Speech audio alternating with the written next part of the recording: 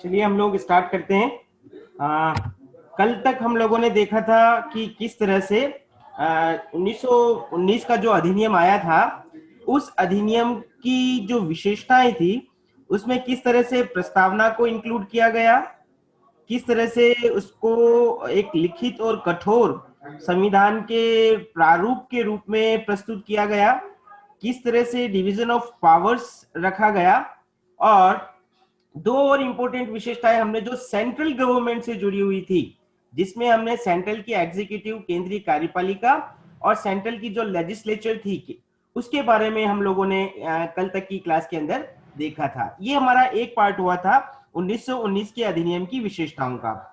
आज इसी को हम आगे कंटिन्यू कर रहे हैं और हमारा मेन फोकस रहेगा दूसरा, प्रांतों के बारे में 1919 के अधिनियम में क्या क्या प्रावधान किए गए या क्या क्या चेंजेस किए गए। आप लोग, आवाज आ रही है मेरी? हेलो। हाँ सर। Yes sir. तो प्रांतों के बारे में जो सबसे बड़ा परिवर्तन हुआ, वो परिवर्तन हम इस सेंस में देख सकते हैं कि 1919 के अधिनियम के पहले कुल 7 प्रांतों के अंदर, जो जिनको हम प्रोविंसेस कह सकते हैं, ब्रिटिश प्रोविंसेस, जहां पर ब्रिटिश गवर्नर का शासन था। आप लोग माइंड में ये बात क्लियर रखना कि जो सेंटर यानी कि केंद्र में ब्रिटिश शासन का अधिकारी था, वो गवर्नर जनरल कहलाता था, और ब्रिटिश प्रांतों के अंदर जहां पर ब्रिटिश हुकूमत थी, वहां का हेड गवर्नर कहलाता था। तो ऐसे 7 प्रांत थे 1919 के पहले, जहां पर विधायिका या लेजिस्लेचर कार्यरत थी। उनमें कौन कौन से थे? एक हम कहते हैं संयुक्त प्रांत, दूसरा मद्रास, तीसरा बॉम्बे, चौथा बर्मा, पांचवा असम, छठा बंगाल और सातवां पंजाब। ये 7 प्रांत ऐसे थे जहां पर विधायिकाओं को कानून बनाने के संबंध में अधिकार दिया गया था। लेकिन 1919 के अधिनियम ने 2 और प्रांतों में, जो कि ब्रिटिश प्रांत थे, उनमें विधायिकाओं की शुरुआत की। और वो 2 प्रांत कौन से थे? बिहार और उड़ीसा को मिलाकर जो एक प्रांत उस समय का था, उसको उसके अंदर विधायिका की शुरुआत हुई। और दूसरा एक मध्य प्रांत, सेंट्रल प्रोविंसेस। ये 2 प्रांत और नए इंट्रोड्यूस किए गए, जहां पर जन भागीदारी को बढ़ाने के लिए विधायिकाओं का प्रचलन 1919 के अधिनियम के माध्यम से किया गया। तो एक तो ये नया चेंज प्रांतों के संबंध में। और दूसरा जो सबसे बड़ा चेंज, जिस पर आपका एक अलग से टॉपिक बनता है, जो हम बाद में देखेंगे, अभी शॉर्ट में हम समझ रहे हैं, एक दूसरा सबसे बड़ा चेंज प्रांतों के संबंध में जो किया गया था, वो था डायरकी, जिसको हिंदी में हम कहते हैं द्वैध शासन। द्वैध शासन का मतलब दोहरा शासन, 2 तरह से शासन। अब ये कैसे होगा 2 तरह से शासन, हमारे अगले ही पॉइंट्स में हम इसको क्लियर करेंगे। फिलहाल हम इतना समझते हैं कि प्रांतों के संबंध में ये 2 बड़े बदलाव, एक विधायिका के क्षेत्र में और एक कार्यपालिका के क्षेत्र में, ये 2 बड़े बदलाव 1919 के अधिनियम के माध्यम से किए गए। ये हमारा एक प्रांतों से संबंधित जो चेंज है, उसको हम देखने की कोशिश कर रहे हैं। फिर नेक्स्ट अगली बात, जो प्रांतों की एग्जीक्यूटिव थी, प्रांतीय कार्यपालिका, उसको लेकर इस अधिनियम के अंदर क्या बदलाव किए गए। आप लोगों को कल मैंने एक बात बताई थी कि 1919 के अधिनियम ने पावर्स ऑफ डिस्ट्रीब्यूशन किया। जैसे अभी हमारे यहाँ पर संघ सूची, प्रांतीय सूची, राज्य सूची और संवर्ती सूची है, उस समय भी केंद्र और प्रांतों के बीच में विषयों का विभाजन किया गया। एक को केंद्रीय सूची कहा गया और दूसरी को प्रांतीय सूची कहा गया। कल मैंने आपको इसके बारे में बताया था, रक्षित और हस्तांतरित के नाम से। तो जो विषय केंद्र की दृष्टि से महत्वपूर्ण थे, वो सेंटर ने अपने पास रखे, और वो केंद्रीय सूची के अंदर ऐसे 47 सब्जेक्ट्स थे।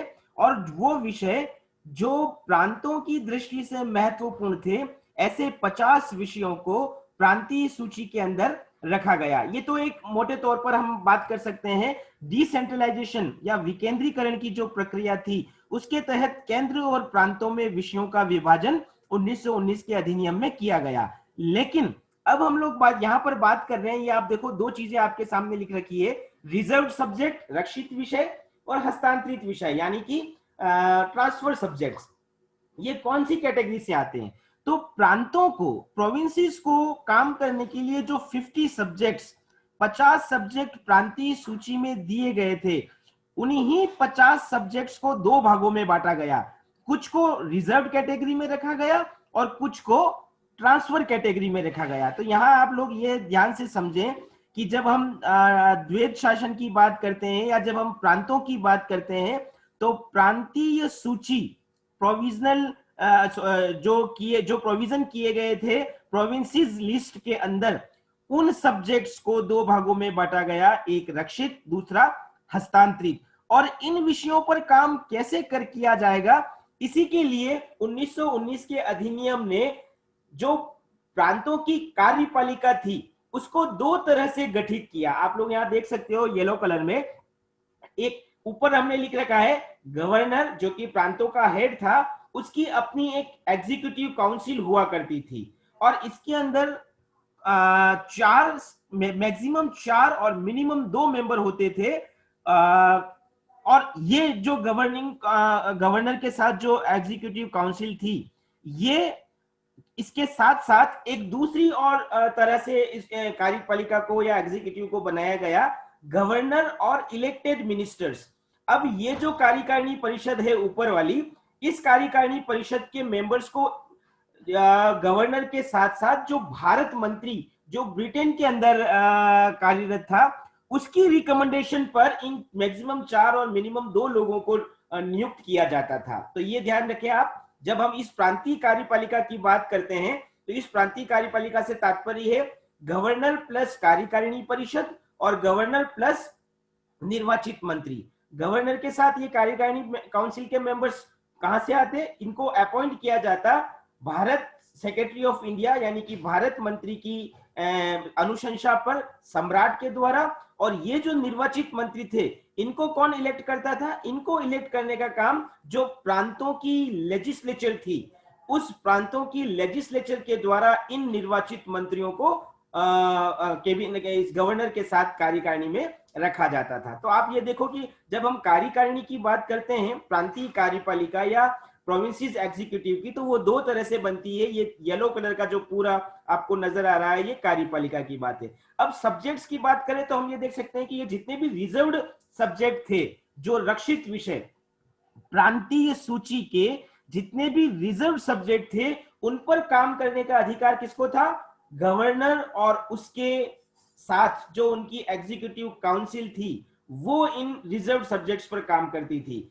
जबकि गवर्नर और जो इलेक्टेड मिनिस्टर्स थे, वो किन विषयों पर काम करते थे, इन ट्रांसफर वाले जो सब्जेक्ट्स थे, हस्तांतरित विषय जो थे, इन हस्तांतरित विषयों पर काम किया जाता था। तो आप ये देखो कि ये जो प्रांतीय कार्यपालिका रखी है, इस प्रांतीय कार्यपालिका को दो भागों में बांटा है। तो ये हम दोहरा शासन कह सकते हैं। एक, रक्षित विषयों का शासन करने के लिए गवर्नर के साथ कुछ दूसरे लोग हैं, और हस्तांतरित विषयों पर शासन करने के लिए गवर्नर के साथ दूसरे लोग हैं। अब कौन कौन से सब्जेक्ट रक्षित और हस्तांतरित विषयों में डाला है, ये हम डायरेक्ट जब डायरकी पढ़ेंगे, अगला हमारा जो टॉपिक होगा, उसमें हम क्लियर देखने की कोशिश करेंगे। लेकिन यहाँ अभी हम इतना समझ सकते हैं कि जो ये प्रांतों की कार्यपालिका है, इनको दो भागों में बांटा गया और दोनों को एक एक फील्ड दे दिया गया। एक रिजर्व सब्जेक्ट्स पे काम करेगा, दूसरा ट्रांसफर जो सब्जेक्ट है उस पर काम करेगा। लेकिन साथ ही साथ एक बात और क्या की गई, अब आप यहां देखिए, ये जो गवर्नर और इलेक्टेड मिनिस्टर्स हैं, मतलब प्रांतीय कार्यपालिका का ये जो दूसरा हिस्सा है, इसको रेस्पॉन्सिबल बनाया गया। क्योंकि ये मिनिस्टर्स चुन कौन रहा है, प्रांतों की विधायिकाएं, यानी कि जो प्रोविंसेस की जो लेजिस्लेचर थी, उनके द्वारा इन मिनिस्टर्स को इलेक्ट किया जाता है, किया जाने का प्रावधान रखा गया।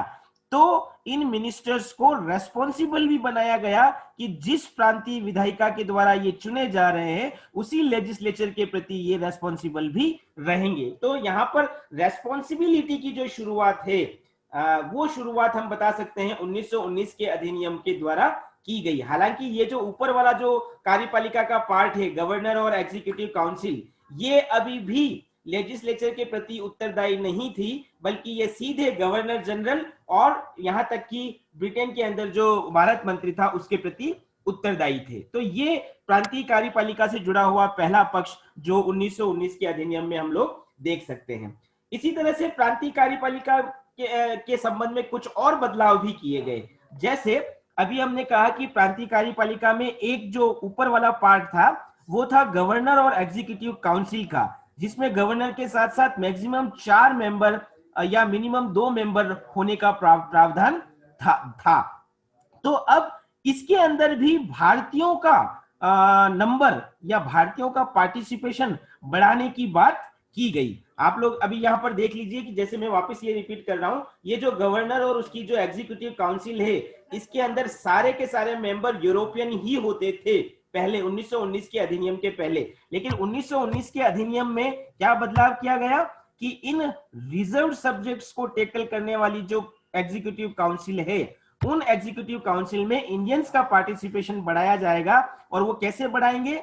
तो जो 9 प्रांत थे अभी, जिसका हमने पिछली स्लाइड में हमने जिक्र किया था, उसमें बंगाल, मद्रास और बंबई, ये 4 बड़े प्रांत थे, ये 3 बड़े प्रांत थे। और इन तीनों प्रांतों में गवर्नर के साथ साथ 4 मेंबर और एग्जीक्यूटिव काउंसिल के अंदर होते थे। तो 1919 के एक्ट में यह प्रावधान किया गया कि बंगाल, मद्रास और बंबई में गवर्नर काउंसिल के 4 मेंबर में से 50% यानी कि 2 मेंबर इंडियंस हो, और बाकी जो छोटी छोटी प्रोविंसेस हैं, जो छोटे छोटे प्रांत हैं, जहां गवर्नर के साथ 2 मेंबर एग्जीक्यूटिव काउंसिल में हैं, उसमें कम से कम 1 इंडियन हो।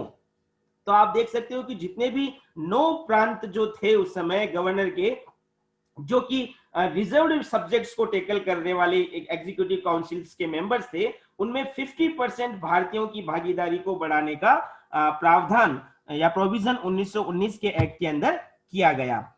यहां पर यह बात और कि ये जितने भी भारतीय और ये जितनी भी एग्जीक्यूटिव काउंसिल हैं जो कि रिजर्व सब्जेक्ट्स पर काम करने वाली थी, इनकी नियुक्तियां कौन करता था? सीधा सम्राट, मतलब ब्रिटेन से। जैसे अभी हम कहते हैं ना कि भारत में जितने भी पद हैं, महत्वपूर्ण पद, उन पर नियुक्ति राष्ट्रपति के द्वारा की जाती है, लेकिन राष्ट्रपति तो केवल नॉमिनल है। एक्चुअल में हमारे यहाँ अभी काम कौन कर रहा है? प्राइम मिनिस्टर और उसकी कैबिनेट। तो सिमिलरली हम यहाँ पर भी देख सकते हैं कि ये एग्जीक्यूटिव काउंसिल के जितने भी ये जो मेंबर्स हैं, इन मेंबर्स को सम्राट के द्वारा नियुक्त किया जाता था, लेकिन रिकमेंडेशन किसकी होती थी? वो रिकमेंडेशन होती थी सेक्रेटरी ऑफ इंडिया या भारत मंत्री, उसकी अनुशंसा पर सम्राट के द्वारा इन एग्जीक्यूटिव काउंसिल को नियुक्त किया जाएगा। इसके पीछे सोच क्या थी? सोच ये थी कि भारतीयों को भी ये फीलिंग हो कि हमारे को यहां से नहीं, सीधा सम्राट से या ब्रिटिश एम्पायर से हमारा कनेक्शन है, हमारी नियुक्ति भी सम्राट के माध्यम से हो रही है। एक प्रकार से इंडियंस में ये फीलिंग भी लाने के लिए, और दूसरी बात कि एक जो डेडिकेशन होता है, समर्पण होता है भारतीयों का गवर्नर, क्योंकि जब इन भारतीयों को ये लगेगा कि हमारी नियुक्ति सम्राट के द्वारा की गई है, तो ये अपने आप को सम्राट के प्रति रेस्पॉन्सिबल मानेंगे और ब्रिटिश इंटरेस्ट को प्रोटेक्ट करेंगे। तो इन 2 उद्देश्यों को ध्यान में रखते हुए ये पूरा प्रावधान रखा गया कि भारत मंत्री की अनुशंसा पर सम्राट के द्वारा इन एग्जीक्यूटिव काउंसिल्स के मिनिस्टर्स को या मेंबर्स को अपॉइंट किया जाएगा। तो ये बदलाव जो था वो प्रांतीय कार्यपालिका से जुड़ा हुआ था। अब हम लोग बात करते हैं प्रांतों की जो विधायिका थी, जो प्रोविंशियल लेजिस्लेचर, उसको लेकर क्या बदलाव किए गए। तो यहां पर हम लोग सबसे पहली बात कर सकते हैं कि 1919 के एक्ट के अंदर इन जितने भी 9 प्रांतीय विधायिकाएं थी, जो प्रांतों में लेजिस्लेचर थी, वो यूनिकैमरल थी, मतलब एक सदनात्मक व्यवस्थापिका थी। और इन एक सदनात्मक व्यवस्थापिका में इंडियंस का पार्टिसिपेशन बढ़ाया गया या टोटल पार्टिसिपेशन बढ़ाया गया। अब ये 1919 के एक्ट में ये प्रावधान किया गया कि बंबई, मद्रास जैसी जो बड़ी, या बंगाल जैसी जो बड़े बड़े प्रांत हैं, उन प्रांतों में मैक्सिमम 140 मेंबर्स होंगे। इसके पहले ये नंबर कम था। और जो छोटे प्रांत हैं, उन छोटे प्रांतों में मैक्सिमम 60 मेंबर्स हो सकते हैं। तो ये एक नया नंबर, कितने रिप्रेजेंटेटिव इन विधायिकाओं में या इन लेजिस्लेचर में होंगे, तो ये नंबर इंक्रीज किया गया। और इंक्रीज करके हम कह सकते हैं कि लोगों के या जनता के पार्टिसिपेशन को बढ़ाने का प्रयास 1919 के एक्ट के अंदर किया गया। दूसरी जो बात हम लोग बता सकते हैं इसमें कि ये जो जितने भी मेंबर्स हैं, चाहे किसी में 140 सदस्य हैं, चाहे किसी व्यवस्थापिका में 60 सदस्य हैं, जिस भी विधायिका में जितने भी मेंबर होंगे, उन मेंबर्स का 30% नॉमिनेशन होगा गवर्नर के द्वारा, और 70% मेंबर्स जो होंगे वो पब्लिक के द्वारा इलेक्ट होंगे। तो अब आप ये देख सकते हो कि इलेक्टेड मेंबर्स का, यानी कि निर्वाचित प्रतिनिधियों की संख्या भी 1919 के अधिनियम में बढ़ाई गई। यानी कि अब जनता को ये ज्यादा अधिकार दिया गया कि आप अपने प्रतिनिधि, ज्यादा से ज्यादा प्रतिनिधि प्रांतों की विधायिकाओं में भेज सकते हो। तो ये दूसरा एक और चेंज हम प्रांतीय विधायिकाओं के बारे में बता सकते हैं। तीसरी बात कह सकते हैं कि इन प्रांतीय विधायिकाओं का जो कार्यकाल था वो 3 वर्ष रखा गया। 3 वर्ष एक ऐसी समयावधि, एक ऐसा टाइम पीरियड जिसके अंदर ये जितने भी जो इलेक्टेड मेंबर्स हैं वो काम करते हुए एक्सपीरियंस भी लेवे, और उस एक तरह से ये पॉलिटिकल ट्रेनिंग थी भारतीयों की। आप लोग याद करो कि लिबरलिस्ट या मॉडरेट्स जो थे हमारे यहाँ पर, उन्होंने क्या कहा था कि भारतीयों को जो ट्रेनिंग मिलेगी, राजनीतिक प्रशिक्षण मिलेगा, वो पार्टिसिपेशन के माध्यम से मिलेगा। तो यहाँ हम यही कह सकते हैं कि उन सब डिमांड्स को भी कंसीडर किया गया, उन इश्यूज को भी माइंड में रखा गया, और उसके बाद ये इलेक्टेड रिप्रेजेंटेटिव का नंबर भी बढ़ाया गया, और उनको एक सर्टेन टाइम पीरियड, एक अच्छा 3 साल का वर्ष समय दिया गया कि आप एक बार इलेक्ट हो रहे हो तो 3 वर्ष तक आप काम कर सकते हो। तो ये एक और प्रावधान जो प्रांतीय विधायिकाओं के संबंध में रखा गया। अगली बात जब हम बता सकते हैं तो यहाँ पर एक और बात 1919 के अधिनियम में रेखांकित कर सकते हैं, वो कि ब्रिटिश शासन ने ये दिखाने की कोशिश की कि हम इन प्रांतों की लेजिस्लेचर को डेमोक्रेटिक बना रहे हैं, मतलब बहुत ज्यादा लोकतांत्रिक बनाने का जो प्रयास है वो प्रयास इस 1919 के अधिनियम में नजर आता है। और उसके लिए उन्होंने क्या किया कि इन प्रांतीय विधायिकाओं के मेंबर्स के अधिकारों में वृद्धि की। आपको हम पिछली क्लास में भी हमने डिस्कशन किया था कि पहले ब्रिटिश शासन से प्रश्न पूछने का या बजट पर डिस्कशन करने का राइट्स इन विधायिकाओं को नहीं था, लेकिन अब 1919 के एक्ट ने केंद्र के अंदर भी इस प्रकार के अधिकार दिए, और कुछ कुछ मात्रा में प्रांतों को भी, प्रांतों की विधायिकाओं को भी, उनके मेंबर्स को भी कंट्रोल रखने का या इनडायरेक्टली कंट्रोल रखने का या प्रश्न पूछने जैसा जो अधिकार है वो प्रदान किया। तो ये एक प्रकार से इन इंस्टीट्यूशंस को, इन विधायिकाओं को लोकतांत्रिक बनाने की जो पहल थी वो भी 1919 के अधिनियम में देखी जा सकती है। लेकिन इन सब के बावजूद आप यहाँ पे देख सकते हो कि भले ही इंडियंस का जो नंबर था, पार्टिसिपेशन था, 1919 के अधिनियम ने वो बढ़ाने की कोशिश की, भले ही इलेक्टेड मेंबर्स का नंबर बढ़ाने की कोशिश की, नॉमिनेट मेंबर्स को थोड़ा सा रिड्यूस किया गया, भले ही एक टेन्योर दिया गया, भले ही उनके राइट्स को इंक्रीज किया गया, लेकिन उन सब के बावजूद हम क्या कह सकते हैं कि जो गवर्नर था, स्टेट का जो हेड, हर प्रांत का, स्टेट मतलब हर प्रांत का जो हेड गवर्नर था, उसकी सुप्रीमेसी इस एक्ट में भी बनाए रखी गई, मेंटेन रखी गई। गवर्नर की सुप्रीमेसी का मतलब क्या है कि एग्जीक्यूटिव पावर्स तो सारे उसके पास थे ही। आपने पिछली स्लाइड्स में देखा था कि एग्जीक्यूटिव के जो दोनों पार्ट हैं, चाहे वो एग्जीक्यूटिव काउंसिल हो, चाहे वो इलेक्टेड मिनिस्टर्स की हो, गवर्नर दोनों में था। और कोई भी कानून किस तरह से एग्जीक्यूट किया जाएगा उसके लिए गवर्नर को सुप्रीम रखा गया। तो एग्जीक्यूटिव पावर्स के बारे में हम कह सकते हैं कि हर प्रोविंसेस में, हर प्रांत के अंदर गवर्नर सुप्रीम था, लेकिन साथ ही साथ वो लेजिस्लेचर पावर भी, लेजिस्लेटिव पावर्स भी इस तरह से यूज कर सकता था कि उस प्रांत में उसकी स्थिति सुप्रीम थी। जैसे कोई भी बिल जो प्रांतों का लेजिस्लेचर अगर किसी बिल को पारित करती है कानून बनाने के लिए, तो उस पर गवर्नर के सिग्नेचर जरूरी थे। गवर्नर अगर चाहता तो उन प्रांतों के द्वारा पारित किए गए बिल्स को, विधेयक को रिजेक्ट भी कर सकता था। ये भी पावर दिया गया कि गवर्नर अगर चाहे तो जो ट्रांसफर सब्जेक्ट्स थे उन पर कानून बनाने के लिए वो लेजिस्लेचर के मेंबर्स को रोक सकता था, ये कह के कि इस पर तो गवर्नर जनरल डिसीजन लेंगे। मतलब गवर्नर जनरल के नाम पर भी वो किसी विषय पर काम करने से जो प्रांतों की विधायिकाएं हैं उनको रोक सकता था। तो कहने का मतलब ना केवल एग्जीक्यूटिव फील्ड में बल्कि लेजिस्लेचर के फील्ड में भी प्रांतों के अंदर गवर्नर की सुप्रीमेसी को बनाए रखा गया इस एक्ट के द्वारा।